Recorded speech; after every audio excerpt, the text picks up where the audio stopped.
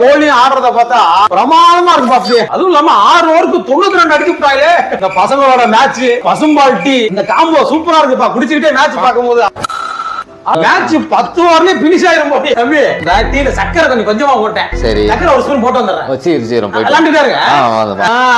எங்கடா இங்க இருந்த ஷாஃபும் கோலியும் ஆள காணோம். Hello brother.